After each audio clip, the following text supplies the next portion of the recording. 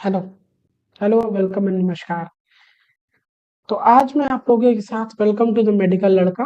आज मैं आप लोगों के साथ हाजिर हुआ हूँ एक नई डिसऑर्डर लेके, और वो भी कम्युनिटी हेल्थ नर्सिंग जीआईटी में ही। तो जिस डिसऑर्डर का नाम है कॉन्स्टिपेशन। कॉन्स्टिपेशन सबको होता है, हमको, आपको, हमारे वालिद साहब को, आपके वालिद साहब को, हमारी दादी जी को, आपकी दादी जी को। और आए दिन मोमोज, बर्गर, पिज्जा जब खाए जाते हैं तो कॉन्स्टिपेशन हो जाता है। तो इस बारे में आज हम लोग जानेंगे, कॉन्स्टिपेशन कॉज और उसका मॉडिफिकेशन क्या कर सकते हैं, उसका ट्रीटमेंट क्या कर सकते हैं। तो ठीक है, तो चलिए शुरू करते हैं। शुरू करने से पहले अगर आपने इस चैनल को सब्सक्राइब नहीं किया है तो काइंडली सब्सक्राइब, वो बहुत ज़रूरी है। उसके बिना मैं आगे बढ़ूंगा नहीं।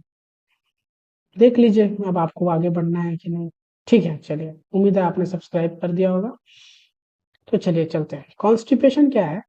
Decrease in frequency and liquidity of stool. Liquidity आप समझ गए होंगे, पतला होना, टट्टी का पतला होना। अब आप कह सकते हैं कि यहाँ पे दूसरे शब्दों का इस्तेमाल आप कर सकते थे, पर दूसरे शब्दों का इस्तेमाल कर लेने से, मल मूत्र कह लेने से, टट्टी तो टट्टी ही रहेगी ना।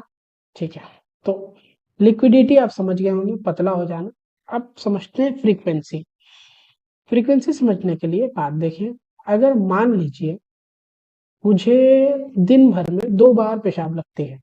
अब मेरे को कोई बीमारी हो गई, रीनल स्टोन हो गया, तो पेशाब तो वही लग रहा है, मतलब 2 लीटर ही, 3 लीटर ही मैं पेशाब करता हूँ दिन भर में। पर अब बार बार जाने की इच्छा हो रही है, तो मेरी यूरिन को जाने की फ्रीक्वेंसी बढ़ गई। समझ रहे हैं आप? फ्रीक्वेंसी यानी कि बार बार वॉशरूम की तरफ जाना, और स्टूल का फ्रीक्वेंसी में ज्यादा और लिक्विडिटी में ज्यादा आना, ये कॉन्स्टिपेशन। कॉज की बात करें तो कॉज, पहला कॉज है लाइफ स्टाइल मॉडिफिकेशन। वैसे लोग जो शारीरिक रूप से एक्टिव हैं उनको कॉन्स्टिपेशन होने के चांसेस कम रहते हैं, वैसे लोगों की अपेक्षा जो शारीरिक रूप से एक्टिव नहीं है। जैसे सिटिंग जॉब कर रहा हूं मैं, तो मैं सिटिंग जॉब कर रहा हूं तो दिन भर रात भर बैठा ही रह रहा हूँ।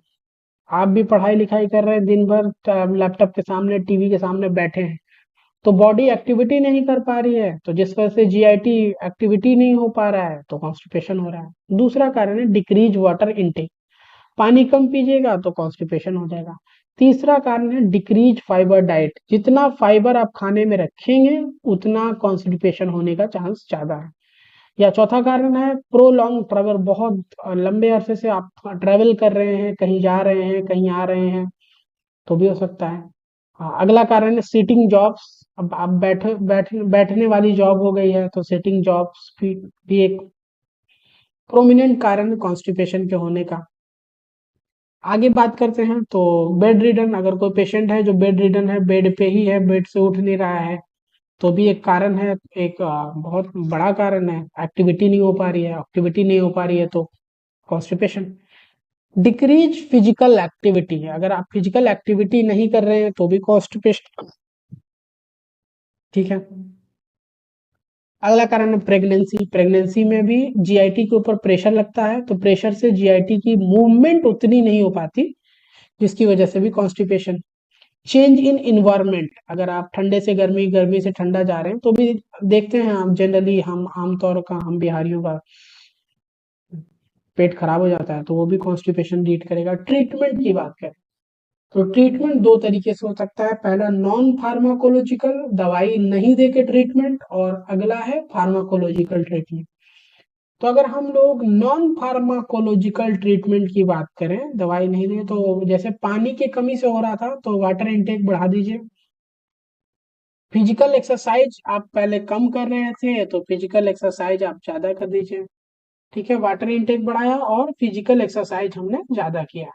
ठीक है, इसके अलावा अगर बात करें हम, इसके अलावा क्या क्या कर सकते हैं? डाइट में हाई फाइबर डाइट बढ़ाइए, डाइट बढ़ाइए फाइबर में। और अगर आप बात करें फार्माकोलॉजिकल ट्रीटमेंट की, दवाइयों की, तो लैक्सेटिव देते हैं, इसी को बोलते हैं स्टूल सॉफ्टनर।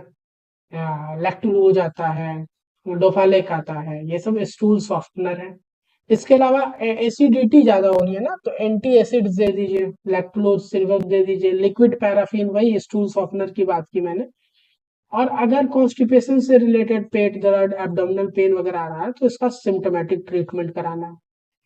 और फिर भी कम्प्लेक्सिटी नहीं जा रही है, तो referral same, CH PH SC sub centre, फिर PHC primary health centre, CHC, फिर DH, फिर नेशनल हॉस्पिटल। तो ये था all about community in constipation in community health nursing. उम्मीद है आपको कॉन्स्टिपेशन अच्छे से समझ में आया होगा। तो उम्मीद करता हूँ कि कॉन्स्टिपेशन के बारे में कम्युनिटी हेल्थ नर्सिंग से आपके 5-6 नंबर का सवाल अगर बोल दिया जाए तो आप लिख लीजिए। और इसी उम्मीद के साथ हम लोग मिलते हैं कल किसी नए डिसऑर्डर्स के साथ, किसी नए डिजीज के साथ, किसी नए फार्माकोलॉजिकल ट्रीटमेंट के साथ।